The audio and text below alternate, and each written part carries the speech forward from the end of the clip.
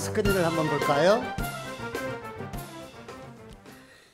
이 미라가 중국에서 발견된 미라인데 2100년 된 미라라는 거예요. 이 사람 허리가 되게 아플 것 같아. 2100년이나 이렇게 절고 누워 있었으니 키가 164 정도 되고요. 154 정도 되고 이 미라의 몸무게가 34.3kg, 관 속에 있은 지 무려 2100년이 지나갔습니다. 그런데 보존 상태가 아주 깨끗하게 잘 되어져 있다고 그렇게 이야기를 합니다. 눈썹도 코털도 그대로 있고요. 고막도 살아있고요. 손가락도 발가락도 그대로 있다고 그렇게 이야기를 해요. 혈액형은 A형이었다고 합니다. 병리학적으로 어떤 병으로 걸렸나 보니까 여러 가지 질병이 있었는데 동맥경화에 시달렸고요. 그리고 보니까 회충 같은 거 이런 것들도 있었다고 그렇게 연구 결과가 나왔습니다. 근데 놀라운 것은 이 미라에서 위와 이런 데서 참외 씨앗이 발견됐는데 참외 씨앗이 138개나, 그러니까 이 사람 참외를 무척 좋아했던 그런 사람이었던 것 같아요. 그러니까 이것을 통해서 알 수 있는 것은 이 사람은 참외가 나올 때쯤 죽었다. 그렇죠? 그때쯤 참외를 먹고 하여튼 우리가 잘 알 수 없지만은 2100년 전에 죽은 사람이라는 것이죠. 나이는 50세 정도 되었다고 연구 결과가 나왔습니다. 우리나라 조선시대의 평균 키가 얼마나 될까요? 평균 키가. 남자들은 평균 키가 161cm, 여자는 149cm. 그러니까 여기 있는 대부분의 여성들은 조선시대에 살았으면은요, 롱다리예요. 아주 길쭉한, 길쭉하다, 농다리다 라고 할 정도 됩니다. 어떻게 이게 가능할까요? 어떻게 알 수 있을까요? 발견된 미라를 연구해 보니까 알게 되는 거죠. 이런 것을 보면은 우리나라도 뭐가 있다? 미라가 있었다는 것이죠. 왜 옛날 사람들은 사람이 죽으면, 특히 귀족들이나 왕들이 죽으면 이렇게 미라로 만들었을까요? 고대 이집트에는 영혼은 죽지 않는다. 이것을 영혼불멸이라고 그래요. 그렇죠? 우리 영혼이 죽어요? 영혼은 죽지 않습니다. 그래서 영혼은 죽지 않는다. 영혼불멸 사상이 있었던 것이죠. 그런데 시신 속에 영혼이 깃들어 있다라고 생각을 하는 거예요. 그래서 언젠가 그 시신이 다시 살아날 수 있다라고 생각을 하니까 시신이 어떻게 돼요? 오래 가야 되잖아요. 그러니까 이 방부 처리를 하게 되고, 그리고 미라를 만들게 된 요인이 바로 여기에 있습니다. 성경에도 보면은요, 미라를 만드는 곳이 한 군데 나와요.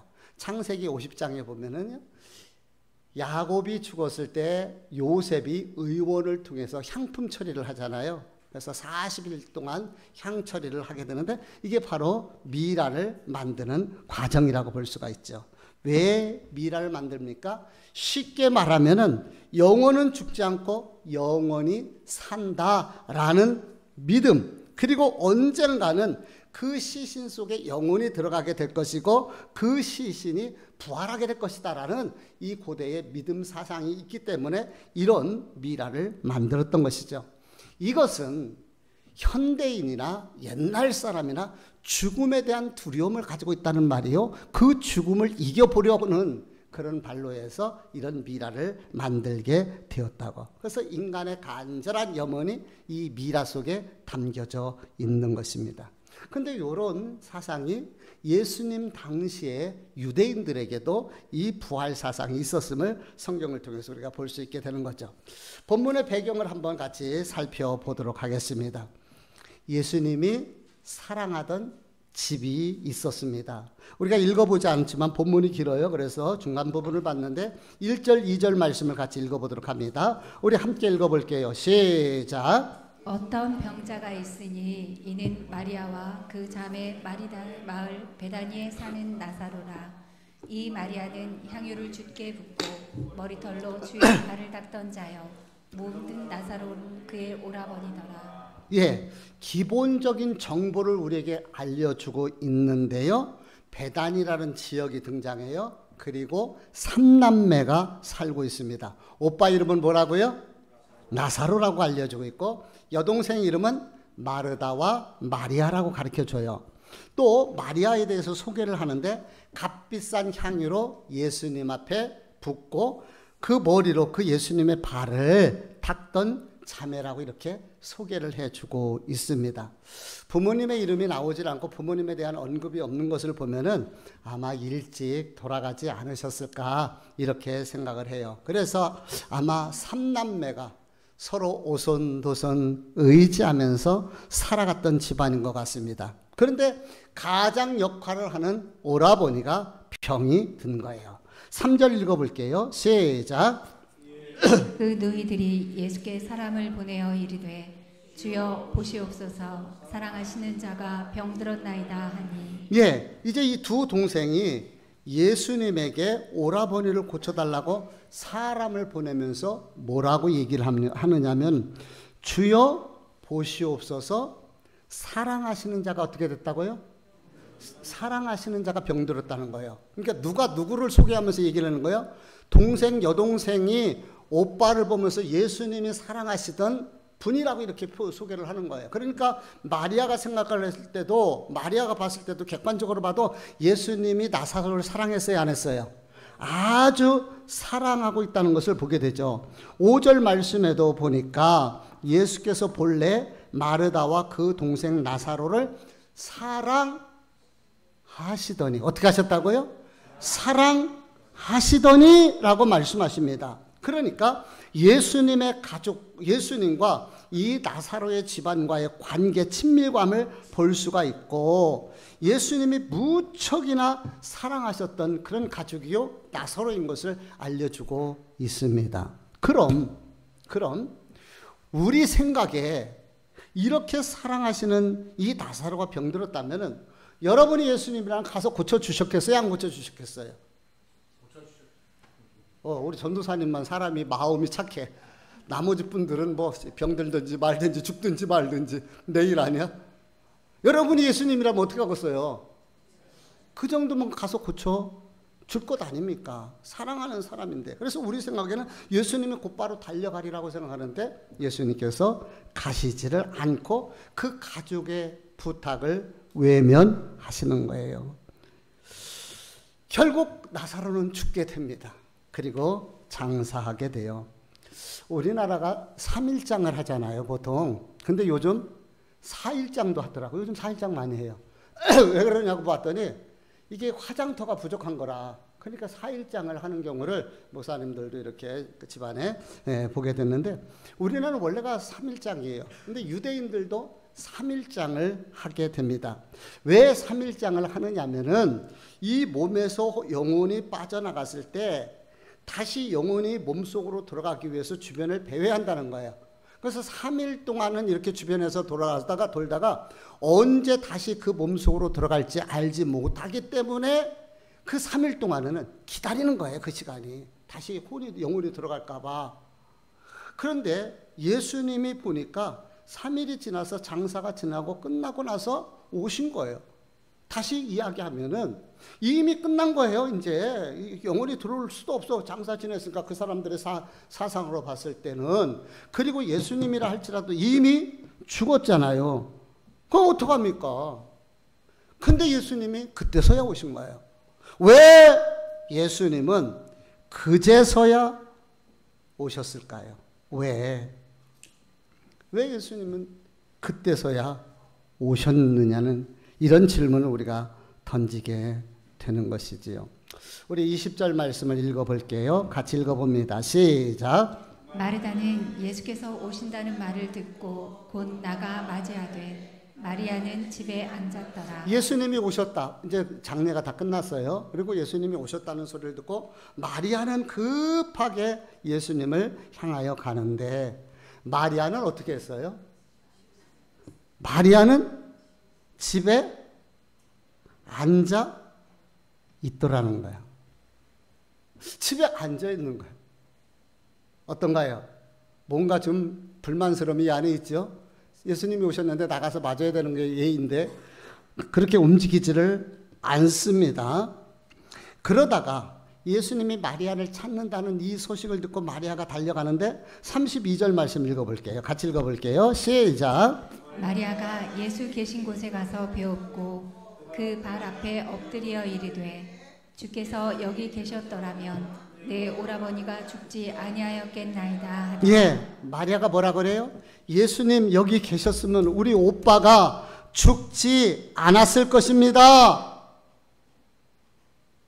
아주 말투가 공손하고 부드러운가요? 뭔가 항의가 이 안에 담겨져 있는 것 같지 않아요? 예수님 계셨으면 우리 오빠 안 죽었어요. 그런 이 마음이 이 안에 들어있는 것 같지 않습니까? 지금 뭔가 서운함이 이 마리아에게 있었던 것입니다. 왜요? 예수님 그렇게 사랑하는 가족이고 마리아도 그랬잖아요. 사람 보내면서 예수님 사랑하는 라사로가 아픈데 빨리 오셔서 좀 고쳐주세요 했는데 외면을 했으니요. 그래서요 마리아는 삐졌다고 그러더라고요. 다시 조금 더 리얼하게 표현하면 시험 든 거예요. 왜 삐졌어요? 왜 시험 들었어요? 내 생각하고 틀리기 때문에. 내 생각에. 한번 따라서 해볼까요? 그럴 만한 이유가 있겠지. 그렇습니다. 신앙생활을 하다 보면 내 생각과 하나님의 생각이, 내 계획과 하나님의 계획이 다를 때가 있어요. 마리아의 생각은 예수님이 좀 빨리 오셔갖고 좀 고쳐주시기를 원하는 것이 내 생각이었는데, 근데 예수님은 다른 계획을 가지고 있었던 것입니다. 그것이 무엇입니까? 예수님은 나사로의 죽음을 통하여서 이제 곧 있게 될 십자가 사건을 알려주고 싶었던 거예요. 십자가에서 우리 주님이 처절하게 고난당하시고 죽으시고, 그러나 그것으로 끝나지 아니하시고 부활하셔서 승천하시는 예수님의 모습을 미리 이 나사로의 죽음을 통해서 보여주고 싶었던 것이에요. 근데 마리아는 그것을 깨닫지 못한 거죠. 그러니까 내 마음하고 틀린 거예요. 내 생각하고 틀린 거예요. 그러니까 삐진 거예요. 그래서 예수님이 오셨다는 소리를 듣고도 그 자리에 그냥 앉아 있었던 것이죠. 근데 반면에 성격 좋은 마르다를 보십시오. 종합해 볼 때 마르다가 언니 같아요. 21절 말씀에 보니까 주께서 여기 계셨더라면 내 오라버니가 죽지 아니하였겠나이다라고 이렇게 이야기를 해요. 그러면서 이제 이 모습을 보면 예수님이 여기 있었으면 오빠 안 죽었을 거예요. 근데 예수님 왜 안 오셨습니까? 라는 항의, 그 마르다와 같은 마음이죠. 그런데 22절을 우리 다 같이 한번 읽어보도록 합니다. 같이 읽어봅니다. 시작. 그러나 나는 이제라도 주께서 무엇이든지 하나님께 구하시는 것을 하나님이 주실 줄을 아나이다. 아멘. 우리 한번 따라서 해볼까요? 그러나 나는 이제라도, 그러나 나는 이제라도 주님이 오셔서 오라버니를 고쳐주지 않았지만, 그러나 나는 이제라도 뭔가 주님에 대한 기대와 희망과 간절함이 있는 거예요. 나는 이제라도. 왜 예수님께서 고쳐주셨는지 고쳐주지 않으셨는지 나는 모릅니다. 그러나 나는 이제라도 주님의 뜻이 어디 있는지 나는 잘 몰라요. 그러나 나는 이제라도 왜 내게 이런 일들이 일어나고 이런 고난이 있는지 나는 잘 알 수가 없어요. 그러나 나는 이제라도. 이게 바른 믿음인 줄 믿습니다. 뜻대로 되지 않습니다. 내가 원하는 대로 되지 않아요. 내가 원하는 대로 가지 않고 방향이 정말 엉뚱한 대로 흘러갈 때가 많잖아요. 그래서 답답하고 속상하고 힘들고 지치고 낙심되고 기도도 나오지 않습니다. 그럴 때 기억하십시오. 그러나 나는 이제라도. 우리 주님은 살아계십니다. 그 주님이 인도하시면, 그러나 이제라도 하나님의 선한 일들이 나에게 일어날 것이다. 그러나 나는 이제라도. 저와 여러분의 믿음이 그러나 나는 이제라도 잘 이해가 되지 않아도, 내 생각대로 되지 않아도 그래도 하나님의 선한 뜻이 있을 거야. 그러나 나는 이제라도 라는 믿음의 고백이 있기를 원합니다. 23절 말씀을 읽어볼게요. 그러니까 예수님께서 이렇게 말씀하시는 거예요. 23절 시작. 예수께서 이르시되 내 오라비가 다시 살아나리라. 예, 예수님께서 뭐라고 말씀하셔요? 내 오라비가 다시 살아날 것이다. 그러니까 마르다가 24절에 예수님 맞아요. 마지막 날 부활 때는 다시 살아날 줄을 내가 아나이다. 언제? 마지막 날에, 마지막 때에. 그때 모두가 다 부활할 것을 알고 있습니다. 이것이 당시 유대인들이 가지고 있는 부활 사상인가요? 마지막 때는 다 부활하지 않습니까? 주님, 내가 그것을 알고 있습니다. 이 유대인 당시 대부분의 사람들이 마지막 날에 마지막 다 부활하게 될 것을 믿고 있었어요. 근데 꼭 그런 것은 아니었습니다. 마태복음 22장 23절 말씀해 보니까 부활이 없다 하는 사두개인이 뭐라고요? 뭐가 없다고요? 부활. 누가? 사두개인들. 당시 유대인들 대부분은 마지막 때 다 부활한다고 생각을 했는데 이 사두개인은 부활을 믿지 않았던 거예요. 그 당시에도. 지금도 마찬가지입니다. 사람들이요, 한 번 죽으면 그것으로 땡이지 뭘 부활이 있고 뭘 그래 그냥 죽으면 끝이야 라고 생각하는 사람이 있고요. 또 어떤 사람은 죽어도 반드시 부활이 있어. 그날에 반드시 예수님이 오실 때 우리는 부활해 라고 믿는 사람들이 있어요. 오늘 저와 여러분은 전자가 아니라 후자, 예수 안에서 반드시 다시 부활할 것을 믿는 사람들인 줄 믿습니다. 반드시 다시 살아나게 되는 것이에요. 주님께서는 분명하게 말씀하십니다. 나는 부활이요 생명이니 나를 믿는 자는 죽어도 살겠고 무릇 살아서 나를 믿는 자는 영원히 죽지 아니하리라.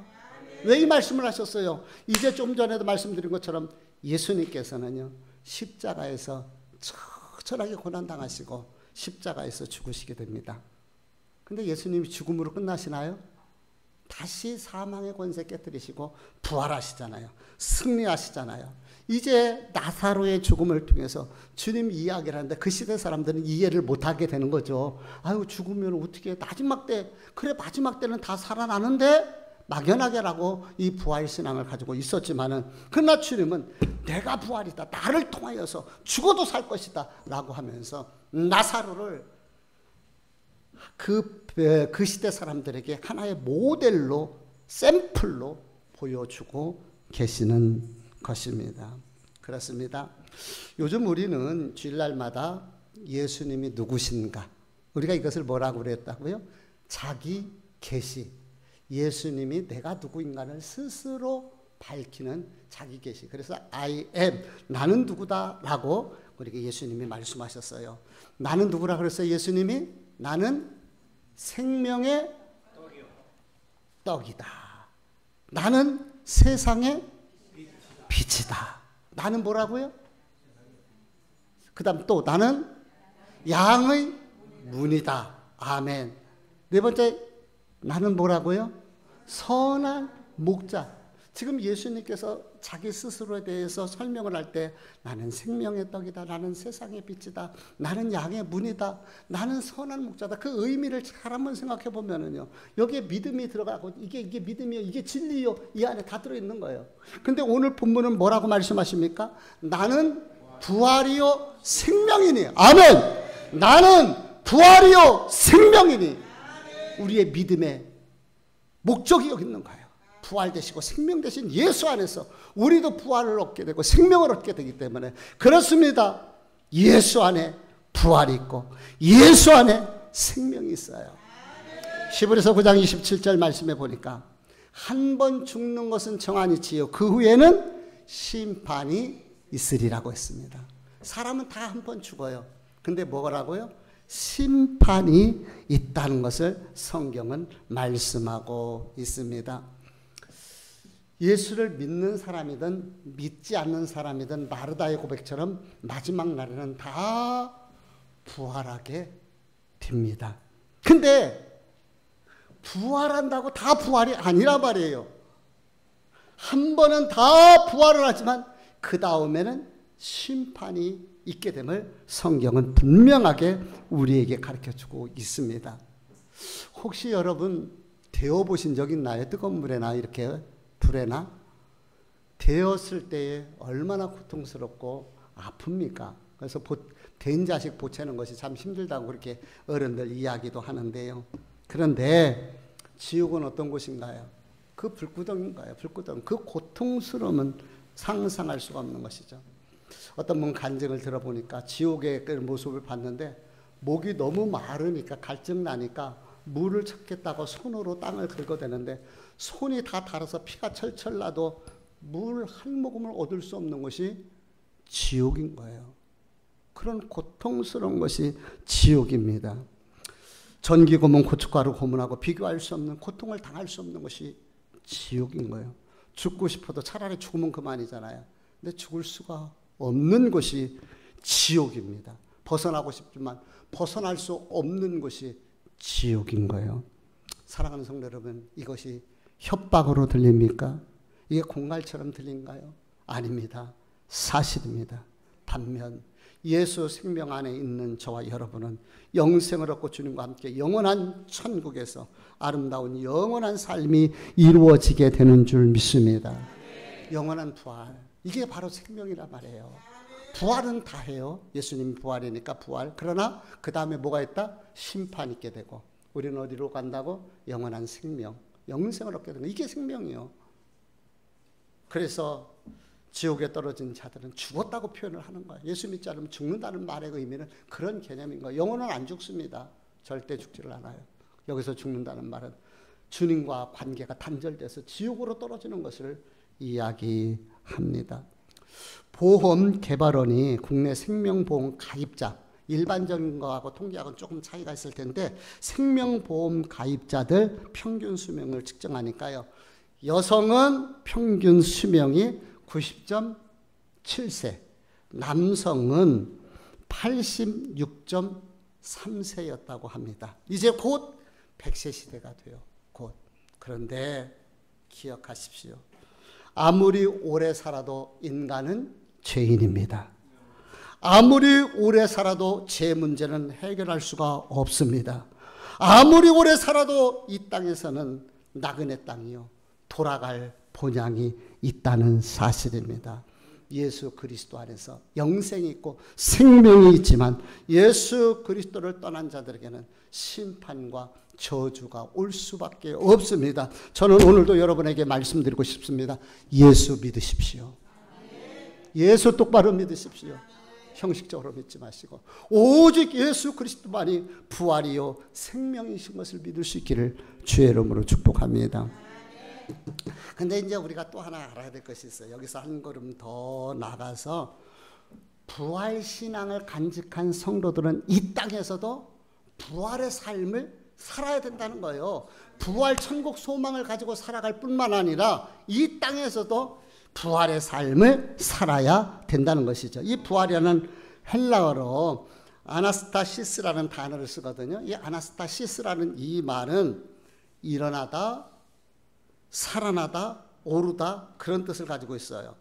그러니까 부활은 죽었다가 다시 살아나는 것뿐만 아니라 이 땅에서도 낙심과 절망에서 주저앉는 것이 아니고 실망과 좌절에서 무너지는 것이 아니고 나태와 게으름에서 힘을 잃어버리는 것이 아니고 일어서는 거예요. 다시 일어나는 거예요. 그 어려움과 고난 속에서 말씀 붙들고 일어나는 거, 다시 도전하는 거, 주님 바라보는 것이 바로 부활 신앙인 줄 믿습니다. 나사로가 죽었잖아요. 죽은 나사로는 아무것도 할 수가 없습니다. 말도 못하죠. 일어날 수도 없지요. 활동할 수도 없습니다. 그러나 주님께서 나사로를 향하여 나사로야 나오라 라고 말씀하셨을 때에 그 나사로가 일어나서 주님 말씀에 뚜벅뚜벅 걸어 나왔던 것처럼 일어나는 것이 부활입니다.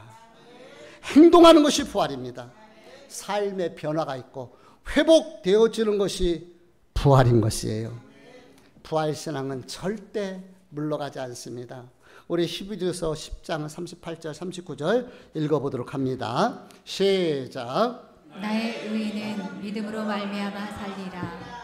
또한 뒤로 물러가면 내 마음이 그를 기뻐하지 아니하리라 하셨느니라. 우리는 뒤로 물러가 멸망할 자가 아니요 오직 영혼을 구원함에 이르는 믿음을 가진 자니라. 아멘. 뒤로 물러가면 주님이 그를 기뻐하지 아니하신다고 했습니다. 뒤로 물러간다라는 그 말의 의미는 마음이 약하고 흔들리고 후퇴한다는 것을 말합니다. 뒤로 물러가는 사람은 주님의 마음을 아프게 하는 사람입니다. 부활신앙을 가진 사람은 약해지지 않습니다.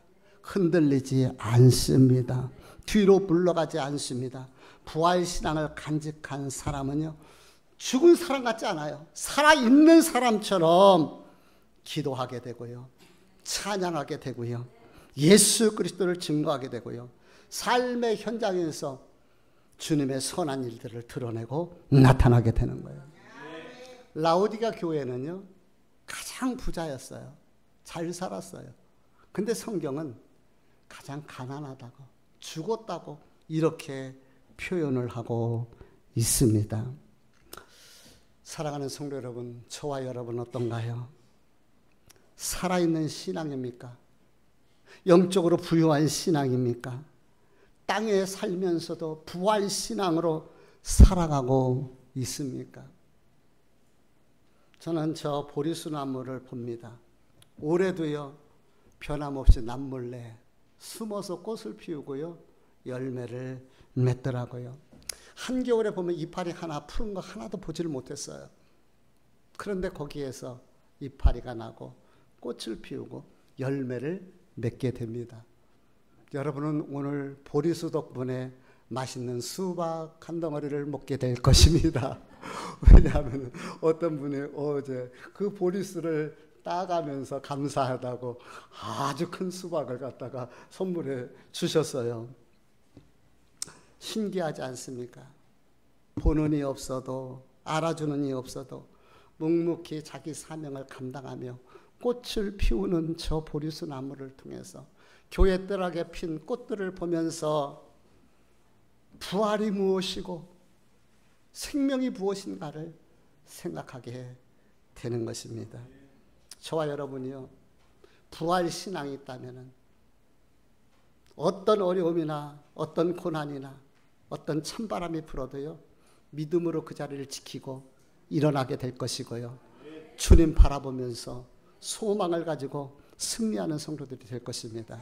이것이 부활 신앙을 가지고 살아가는 이 땅의 성도들의 모습인 거예요. 결론을 말씀드립니다. 언제나 웃는 꽃가게 할머니가 한 분 계셨습니다. 어느 날 단골 손님이 물어보는 거예요. 사장님은 근심 걱정이 없나 봐요. 제가 볼 때보다 늘 웃고 늘 편안하신 것 같아요. 그랬더니 이 할머니 꽃가게 이 사장님이 이야기를 합니다. 아니요, 세상에 근심 걱정 없는 사람이 어디 있겠습니까? 저도 근심이 있고 걱정이 왜 없겠습니까? 아니, 그런데 어떻게 이렇게 매일 즐거워하며 웃으면서 살 수 있습니까? 예, 나에게는 3일의 비밀이 있습니다. 아니, 3일의 비밀이? 그게 뭔데요? 예, 3일의 비밀이라는 것은 문제가 생길 때마다 하나님 앞에 맡기고 그리고 기다리는 거예요. 우리 예수님께서 3일 만에 부활하신 것처럼 참고 인내하다 보면 문제가 해결되어지고 다 열려지는 것을 보게 됩니다. 3일이면 족합니다. 근데 때로는 숫자적으로 3일이 아닐 수가 있지만은 주님의 부활을 알리는 원리는 늘 동일하답니다. 그래서 나에게는 어떤 암흑, 어떤 고난, 어떤 아픔과 상처가 있어도 언제나 소망을 가지고 주님 바라보면 3일이 지나면 광명한 일이 일어납니다. 그러니 내가 웃으면서 살 수밖에 없지요. 예수님은 사망의 권세를 깨뜨리시고 부활하셨습니다. 근데 3일의 슬픔, 눈물의 3일, 아픔의 3일이 있었던 것이죠. 교회 들어오면서 교회 뜰하게 피어있는 금괴화를 보았을 것입니다. 화려하게 웃는 아름다운 노란 꽃봉오리를 보면서 우리는 좋은 것만 생각하지만은 저 금괴화 속에도 추운 겨울을 이겨내는 고난의 3일이 있었을 것입니다. 그 고난의 3일, 기다림의 3일, 인내의 3일이 필요한 것이죠. 예수님도 고난의 3일, 기다림의 3일, 인내의 3일을 이기시고 부활하셨습니다. 만약에 예수님이 부활하지 못하셨다면 기독교는 존재 가치가 없습니다. 그러나 우리 주님은 죽으셨을 뿐만 아니라 부활하셨고 모든 잠자는 자의 첫 열매가 되심으로 저와 여러분에게 하늘의 소망을 주신 줄 믿습니다. 우리 예수님은 병들어 고통당하는 나사로 그 아픔을 알면서도 바로 가셔서 고쳐주지 않은 것은 고칠 능력이 없기 때문이 아닙니다. 힘이 없어서가 아닙니다. 그런 나사로의 죽음과 부활을 통하여서 다시 사실 예수 그리스도 그 선한 하나님의 계획들을 보여주시게 되는 것이지요. 사랑하는 성도들이요, 예수님은 부활이 되시며 생명이 되십니다. 그 예수 안에 있는 저와 여러분도 부활이요 영원한 생명을 얻게 되는 것입니다. 그러므로 부활 신앙을 간직한 성도들은 예수 부활, 그게 예수 부활, 내 부활, 예수 승리, 예수 영광, 예수 영광, 아멘. 우리가 예수 안에서 그게 가능한 것이죠. 그래서 부활 신앙을 간직한 사람은 잠자다 아침에 되면 어떻게 돼요? 다 깨어 일어나잖아요. 그런 것처럼 이 땅에서도 낙심하지 않고 깨어 일어나는 성도들이에요. 간밤에 최선을 다해서 열심히 일하고 늦게 잠든 직장인들이 아침에 보면 또 어떻게 해요? 일어나잖아요. 그런 것처럼 마음을 새롭게 해서 다시 일어나는 것입니다. 부활의 신앙은 무기력을 떨쳐버리고 뜨뜻미지근한 신앙을 던져버리고 회복하고 뜨거운 열정을 되살리는 것, 이게 바로 부활의 신앙인 거예요. 죽은 신앙은 다쳐 기도하지 못하고, 죽은 신앙은요 마음에 없는 예배를 드리게 되고, 죽은 신앙은 섬김도 헌신도 예수 그리스도를 전하는 일에 장애자가 되지만, 부활의 신앙을 간직한 성도들은 가슴 뜨겁게 열정으로 그리고 주어진 일에 최선을 다하며 부활 소망을 가지고 살게 되는 것입니다. 일어나십시오. 담대하시기 바랍니다. 우리 주님이 세상을 이겼습니다. 물러서면 우리 주님이 슬퍼하십니다. 약해지지 마시고 흔들리지 마시고 한 번뿐인 인생 뜨겁게 살 수 있기를 바랍니다.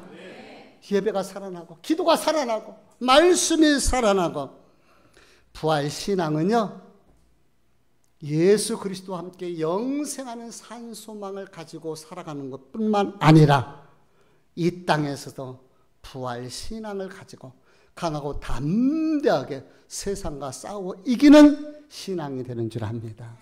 저와 여러분이 부활 신앙으로 살아가는 성도들 되시기를 주님 이름으로 축복합니다. 기도하시겠습니다.